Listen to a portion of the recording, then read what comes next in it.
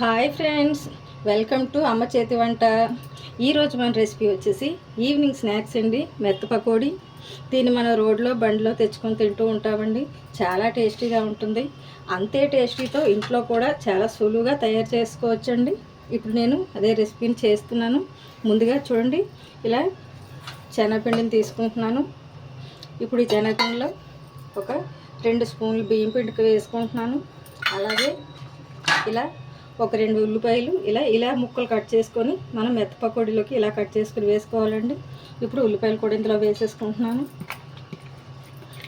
ఇప్పుడు ఇందులోనే ఇలా ఒక 3 పచ్చిమిర్చి, అలాగే ఒక రెమ్మ కరివేపాకు ఇలా చీర్చుకొని వేసుకుందామండి. అలాగే కొద్దిగా సాల్ట్ వేసుకుంటున్నాను. అలాగే కొద్దిగా వంట సోడా, కొద్దిగా కారం కూడా వేసుకుంటున్నాను. ఇప్పుడు ఇందులో మనకి కొద్దిగా నీళ్లు పోసుకొని మనం పకోడీకి ఏ విధంగా కావాలో అదే విధంగా కలిపేసుకుందామండి. చూడండి ఫ్రెండ్స్, పిండిని మనకి చూడండి పకోడీకి ఈ విధంగా కలిపేసుకోవాలండి. చూడండి, ఇలా ఉండాలి. మనకి ఇలా ఉంటాయి, మనకి సరిపోతుందండి. ఎందుకంటే కొంచెం లూజ్గా కలుపుకున్నారనుకుంటే ఎక్కువ ఆయిల్ పీల్చేసుకుంటుందండి. కాబట్టి మనం ఇలా కలుపుకుంటే సరిపోతుందండి. ఇప్పుడు కళాయి పెట్టుకుని ఆయిల్ పోసుకున్నాను. ఆయిల్ కూడా మరిగిపోయిందండి. ఇప్పుడు మనం ఇలా కొద్దిగా వేసేసుకుందామండి.